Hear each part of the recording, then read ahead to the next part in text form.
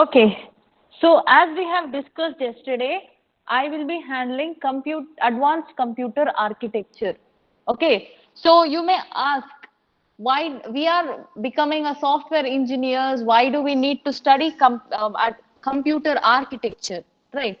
So basically we'll be studying the basic concept of the hardware of a computer. So what I can say is you will know the fundamental knowledge about the computer hardware and computer systems. Okay, and also there might be some underlying system organization and issues in the system design that you will be understanding. And also now let us see what is a computer architecture. So as the name indicates, it is an architecture. So what we can say is it is a set of rules stating that how a computer software, hardware and technology infrastructures are joined together to do some task.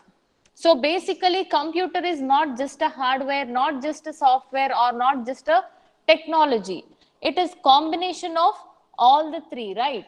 So computer architecture is a science or a set of rules stating how a computer software standards, hardware instructions, and technology infrastructures are joined together and interact to make computer work. So this is what your architecture is. So remember, it is not only a hardware or a software or a technology infrastructure, it is a combination of all the three which makes a computer works. Okay, so it also basically defines how a computer platform or a program operates or works. Okay, so now we shall study the first module of your computer architecture or ACA, advanced computer architecture,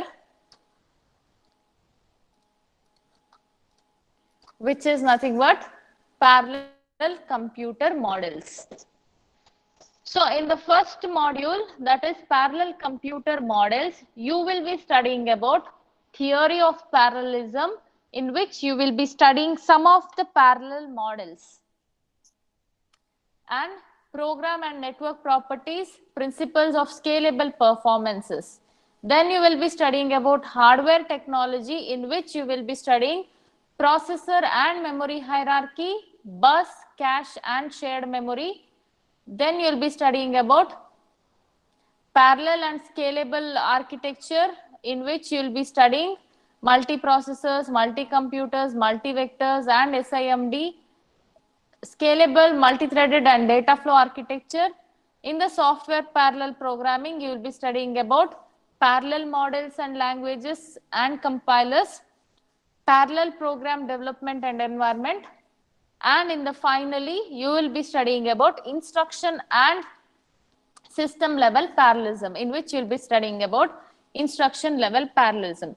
So this is a summary of overall syllabus for you. Okay, so ishte alla idrolage tumba content untu which you will be studying. Let us start with the first module, that is theory of parallelism, in which you will be studying about the state of computing. So you all know the modern computers are equipped with hardware facilities, which are driven by the software facility or packages. So now before studying what a computer is, what architecture is, all those things, let us see some of the computer development milestone. I'm audible, right? Yeah, I hope I'm audible. Fine. So this is the history of computer development. As you all aware, abacus was the earliest mechanical computer or calculating device, which was in 500 BC. Okay, so in 1642, mechanical adder or subtractor was invented by Blaise Pascal. Okay, so in 1827, difference engine was invented by Charles Babbage. So it was the first nearest computer to the modern day computers. That's why he is called as a father of computer. Okay, so he invented difference engine in 1827, which was a basic for all the modern computers. Okay, so in 1941, first binary mechanical computer was invented in Germany. So it was first freely programmable computer using Boolean logic. So in 1944, IBM invented its computer or started its computer, the very first electromechanical decimal computer. Okay, it was proposed by Harvard. Then moving mechanical parts limited the speed and reliability, hence were replaced by electronic components with high mobility electrons. So this is how the computer got evolved over a period of time. Okay, now this is a general history I was talking about. Now we shall see the computer generations. See, I guess you people have already studied the generations of computer in computer organization subject. Okay, so I think you are aware of it. We'll just discuss what are the generations of computer. As you all know, there are 5 generations, 1 to 5. Let us see from the first generation. So see, as you can see the diagrams here, this is abacus, then adder and subtractor, difference machine, and the first mechanical computer. These are the pictures of those computers I was talking about.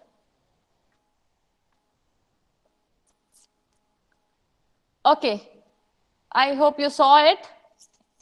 Moving on to the next topic, that is generations of computer or computer generation. The first generation was between 1945 to 54. So you all know, like you have already studied about it in your computer organization subject. So let me brief out. So the technology and the architecture here is, they used vacuum tubes and relay memories and CPU driven by program counter and the accumulator, and they had fixed point arithmetic. So these are all the technology used in first generation. Okay, so from the architectural point of view, the first generation computer were built with the single CPU, and it used a fixed point arithmetic, and also it used program counter and accumulator, and also they used branch instructions. Okay, so CPU, the software and the application used were assembly language, and it was single user, so no subroutine linkage was there, and it was programmed IO using CPU. So you could not enter the data as you enter now through keyboards. So the representative systems were ENIAC, Princeton IS, and IBM. So this is how few of the vacuum tubes you can see. Moving on to the second generation. I'm audible, right?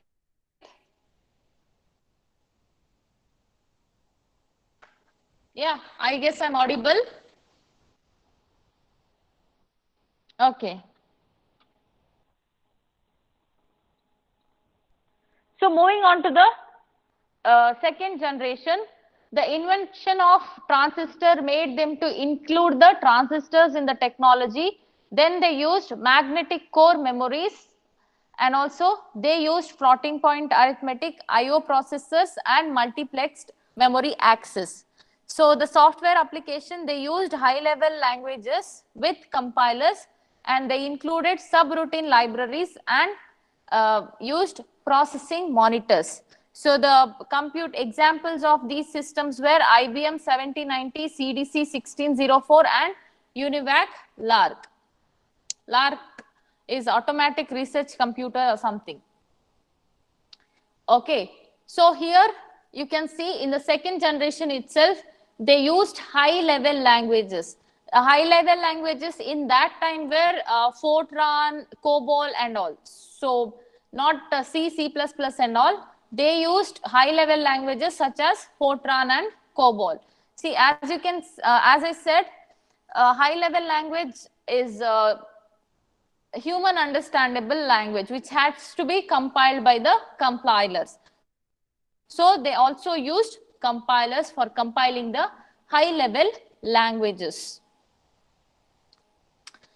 Next, moving on to the third generation. Here they started using integrated chips.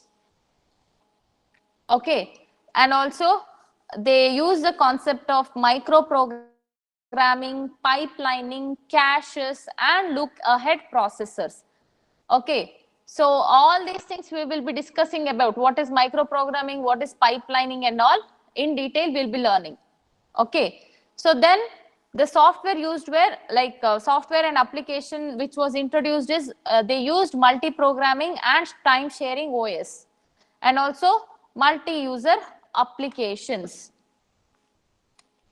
Then moving on to the fourth generation, sorry, they used shared or distributed memory.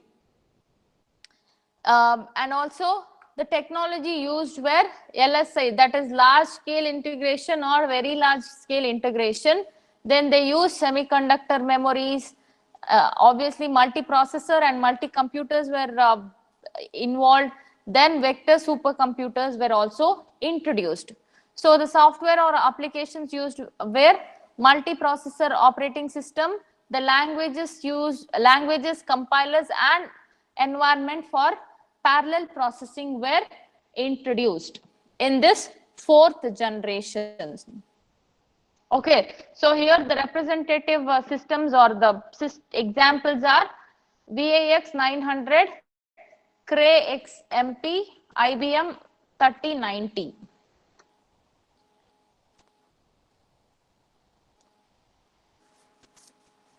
Moving on to the fifth generation. So it is from 1991 till now.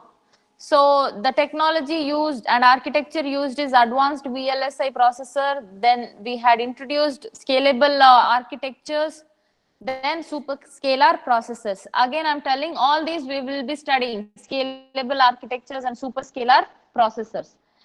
The software and application used were systems on a chip, massively parallel processing and huge challenging applications, and heterogeneous processing. System on a chip is nothing but we are not only considering the computer, we are also considering all the other machines which uses microprocessor.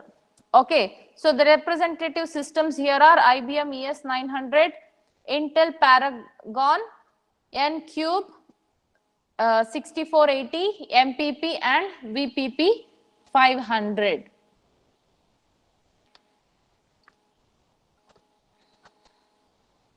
So the performance of computer in each generation have improved due to introduction of new technologies and architecture. Okay, so it is a summarized table which represents each generation from the first generation till the fifth generation. So this is a table I have copied from the textbook.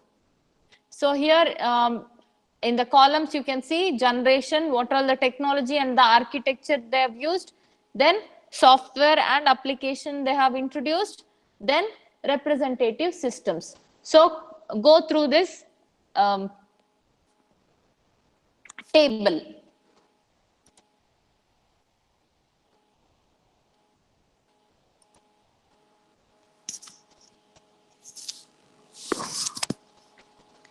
So moving on to the elements of modern computers.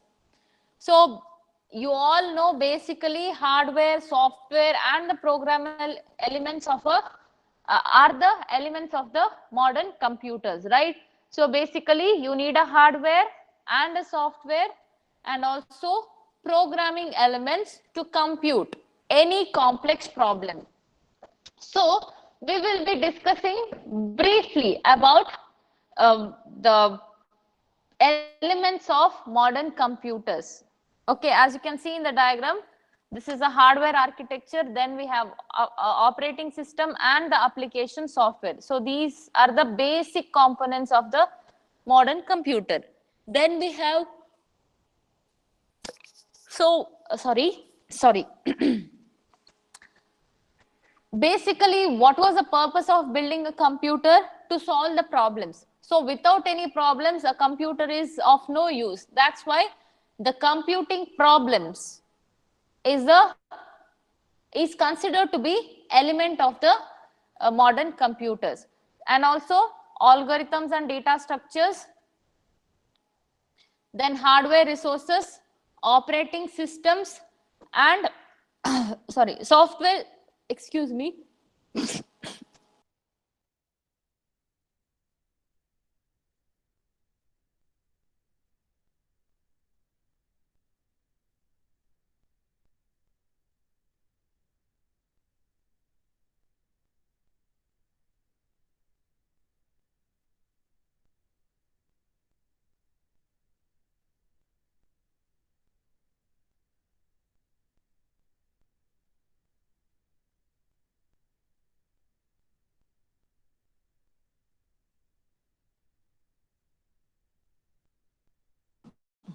Okay, so as we can see, we have considered these 6 as the elements of modern computers.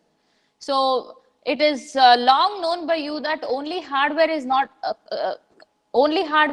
a computer, right? So it includes hardware, software, like operating system, application software, and also compilers to compile the programs. So why do we need a program? To solve a problem. So even a problem is also a element of a computer. So as you can see in this diagram, I hope you could see the diagram. Let us discuss each of the element in detail. So computing program is a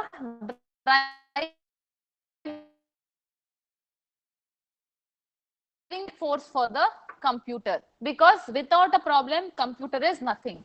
So we have just segregated problems as numeric computing, transaction intensive and logical reasoning. So numerical problems in science and technology demands complex mathematical formulas and computations, whereas business applications demand efficient transaction processing of a large databases and also managing these large data sets.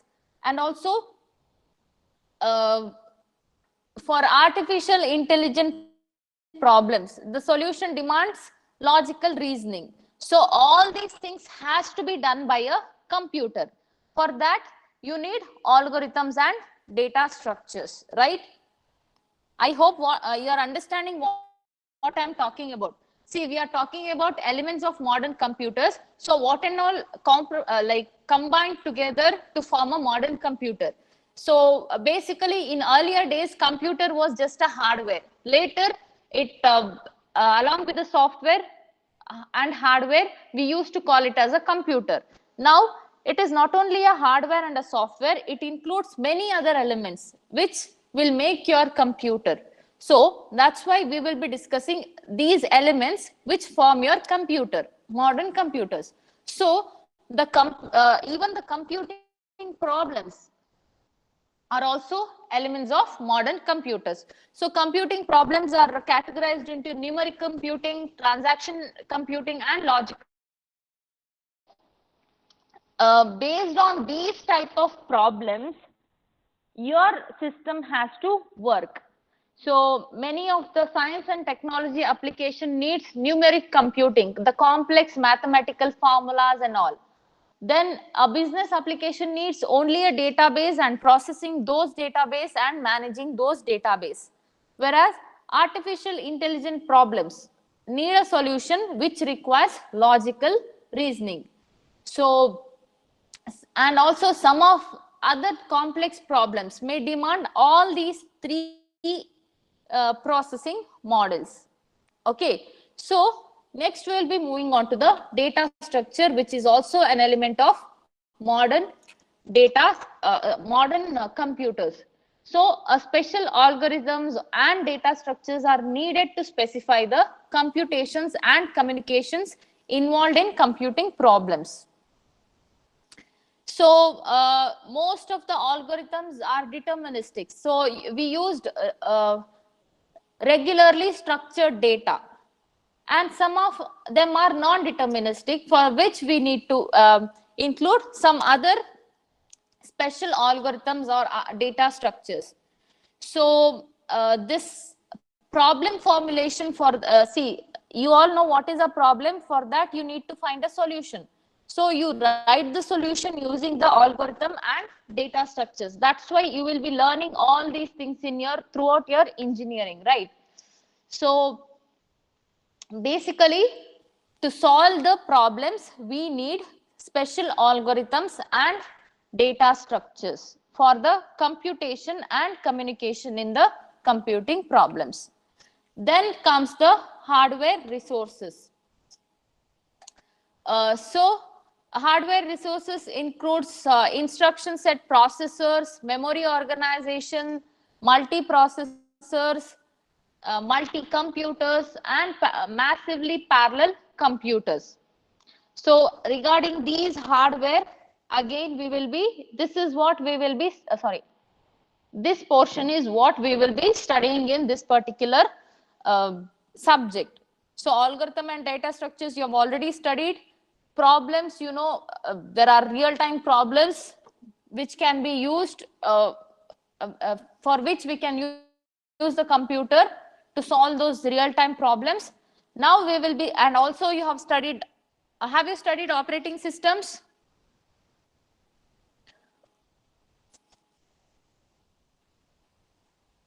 Are you listening? Okay, so you have also studied operating systems. So now we will be studying only this portion, that is hardware resources. See, and also you have studied about SS and CD, right? That is what fifth and sixth components are. So, as I said, special hardware interfaces are often built into I/O devices such as display terminals, workstations, scanners, network adapter, voice data entries, printers, plotters, and all. Okay. Then comes the operating system. So effective operating system manages the allocation and deallocation of resources during the execution of the user program. It also does process scheduling, memory mapping, and inter-process communication. Next comes the system software support. So software support is needed for the development of efficient programs in high level languages. So you know about the compilers, interpreter, and all. So all this comes under system software, which you have already studied, assemblers, compilers, as well as interpreters. Okay. So here compiler assigns variable to registers or to memory words, then generates machine operations corresponding to these high level languages. You have studied a whole syllabus of this system software, correct? Then comes the compilers supports. So there are three compiler upgrades approaches, that is pre-processors, pre-compilers, and parallelizing compilers. So basically pre-processor uses sequential compilers and a low level library of the target computer. The And also the pre-compiler approach requires some program flow analysis, dependence checking and all. See, dependencies, when you write a program, there will be various types of dependencies. Like it might be a dependency. That means to output of a previous instruction may be input for the next instruction, right? Then we call it as a data dependency. Okay, and you may have instruction level dependency, wherein you have to run one instruction in order to run the next instruction. So all these things are checked. That is called as dependence checking. Okay, all these are done by the pre-compilers. The third approach is the parallelizing compilers. So here automatically these compilers detect the parallelism. Parallelism is nothing but if the instructions or data are independent, you can run the instructions parallelly. That means at a time you can run multiple instructions. That is called as parallelism. So in the third approach, that is parallelizing compilers, they automatically detect the parallelism and convert the sequential code to the parallel construct. So these are all the three approaches of compilers. Okay, one is preprocessor, wherein it is a sequential compiler. Sequential, as the name indicates, it will read instructions one after the other and process it. So it uses low level libraries.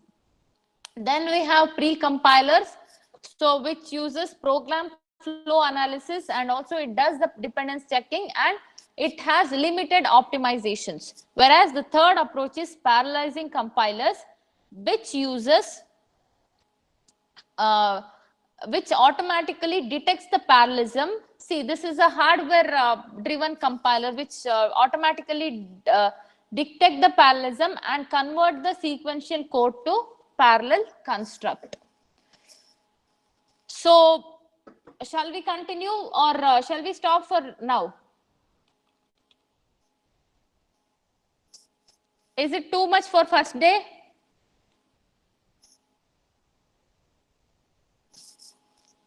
ಮಾತಾಡಿ, unmute ಮಾಡಿ at least.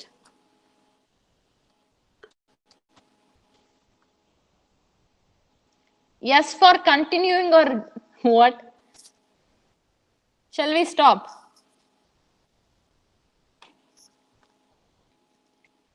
Okay, so this is it for today's class.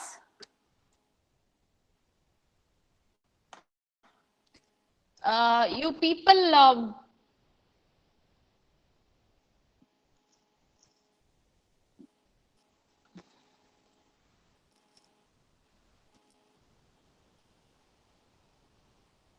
okay, you people can leave the meeting now. Before leaving, see, have you all joined or NPTEL course, registered for NPTEL course? ಹೋಗಿ ಆಯ್ತಲ್ಲ. Please join NPTEL course if you have not joined. Okay, along with the NPTEL course, I may give some of the assignments which will be interesting. Okay, please join the Google Classroom. Okay, so thank you all. Have a good day.